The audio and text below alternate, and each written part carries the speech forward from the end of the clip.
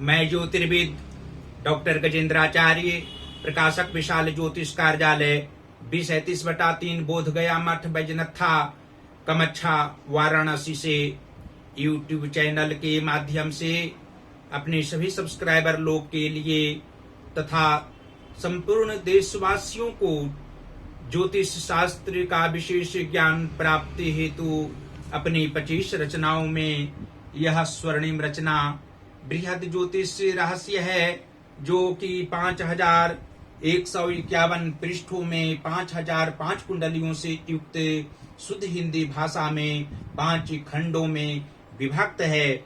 इस ज्योतिष महाग्रंथ बृहद ज्योतिष रहस्य को इतनी कलम अर्थात 525 कलम से मेरे द्वारा रचना हुई है।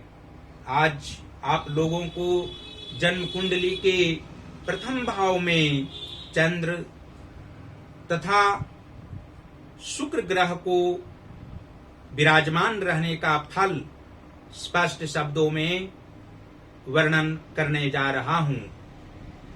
जन्म कुंडली के प्रथम भाव में चंद्र तथा शुक्र के मेल से जातक विशेष रूप से धनवान होगा, शारीरिक कष्ट नहीं रहेगा, सांसारिक सुखों को भोगने में ज्यादा अभिरुचि दिखाएगा, आयु के 21वें वर्ष से धनोपार्जन करना आरंभ कर देगा और 36वें वर्ष तक दिव्य गृह निर्माण करना आरंभ करेगा और 36वें वर्ष के उपरांत भी अनेकों प्रकार के कार्य संपन्न करना स्वाभाविक इसका लक्षण होगा। उत्तम वाहन का सुख, दाम्पत्य सुख अत्यधिक रूप से तथा पुत्र इसके 3 होंगे जो अपने अपने क्षेत्र में ख्याति प्राप्त करेंगे।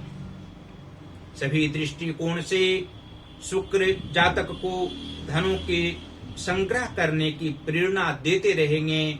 मित्र ही इसका शत्रु बन सकता है। यदि ये जातक सोमवार को उपवास रखें और भगवान शिव एवं माता पार्वती की पूजा आराधना विधिवत करें तो यहाँ पर शुभ फल शुक्र विशेष रूप से नहीं प्रदान कर सकते और हानि पहुंचाने की बात सोच भी नहीं सकते हैं जातक को जीवन भर। चंद्र के कारण शांति जीवन में तो रहेगी ही और साथ ही साथ धन व्यापार की वृद्धि निश्चित रूप से होगी। मनोनुकूल फल ये दोनों ग्रहों के प्रभाव से प्राप्त होंगे। किसी भी भावों के शत्रु या मित्र ग्रह का प्रकोप यहाँ पर उपरोक्त उपाय के बाद कदापि जातक को स्पर्श तक नहीं कर सकता।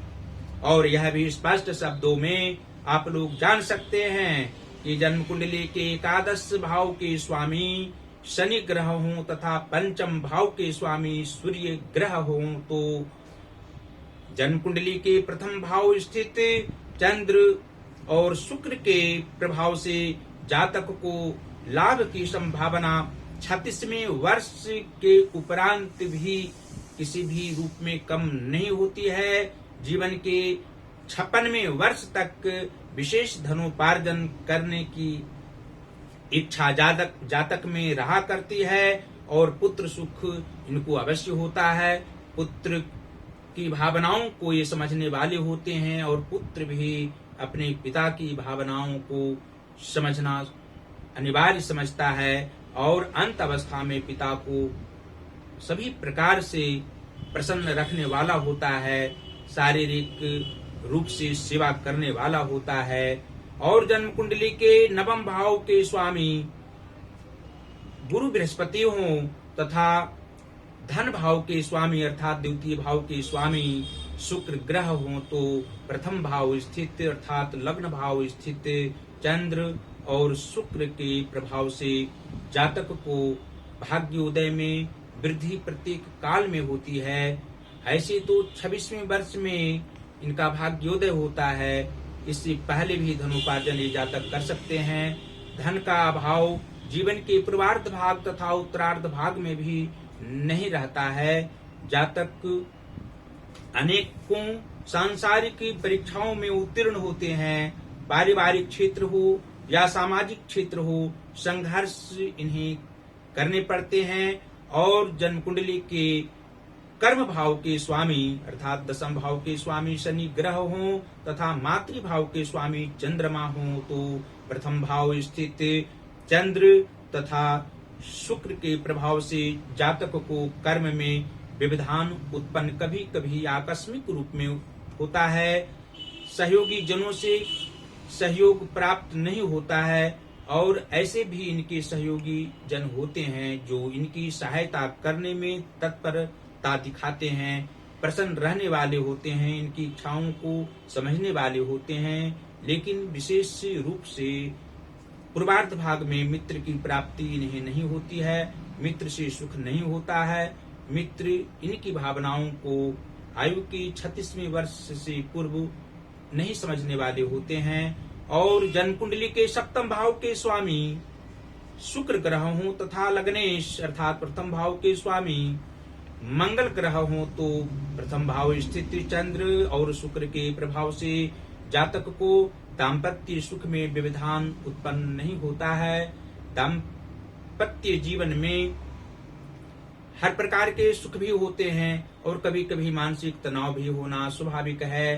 संतान सुख होते हैं, अन्य परिवार परिजनों से प्रेम प्राप्त होता है, शारीरिक कष्ट होने पर स्वजनों से सहायता भी ये जातक प्राप्त करते हैं। इनकी आयु कम नहीं होती है, मध्यावस्था के उपरांत ही इनकी मृत्यु होती है और जन्म कुंडली के पराक्रम भाव के स्वामी बुध ग्रह हों तथा रोग व शत्रु भाव के स्वामी बुध ग्रह हों तो प्रथम भाव स्थित चंद्र तथा शुक्र के प्रभाव से जातक को मैत्री भाव जीवन के उत्तरार्ध भाग में ज्यादा रहा करता है। आध्यात्मिक क्षेत्र में इनको मन लगता है और मित्रता इनको वृद्धावस्था से पूर्व ज्यादा रहा करती है।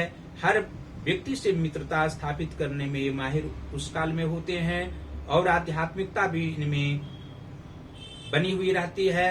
वृद्धावस्था में ईश्वर उपासना करने में भी जातक अधिक ध्यान देने वाले होते हैं और अंत में यह आप लोग जान सकते हैं कि जन्म कुंडली के अष्टम भाव के स्वामी मंगल ग्रह हों तथा व्यय भाव के स्वामी अर्थात द्वादश भाव के स्वामी गुरु बृहस्पति हों तो प्रथम भाव स्थित चंद्र तथा शुक्र के प्रभाव से जातक को अधिक आयु अवश्य होती है और संघर्ष करने में भी जातक अभिरुचि रखा करते हैं। मानसिक तनाव में भी प्रसन्न रहने वाले होते हैं, धन का अपव्यय करने वाले नहीं होते हैं।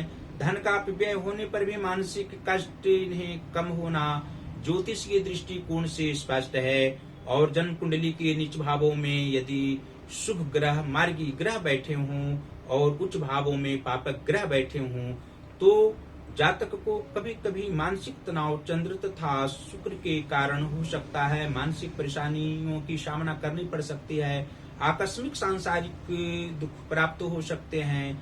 यदि भगवान शिव की आराधना के साथ साथ भगवान गणेश की आराधना जातक नित्य दिन किया करें तो अवश्य ही शारीरिक कष्ट नहीं होगा, मानसिक कष्ट भी नहीं होगा और आर्थिक परेशानी किसी भी काल में जातक को नहीं करनी पड़ेगी। और अधिक रूप में माता भगवती की आराधना पति पत्नी युवावस्था में मुख्य रूप से ज्यादा किया करें।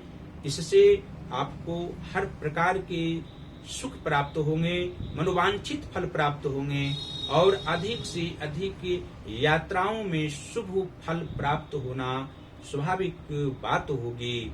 और अंत में फिर इस ज्योतिष महाग्रंथ बृहद ज्योतिष रहस्य को आप लोग अपने अपने घरों में अवश्य मंगवावें।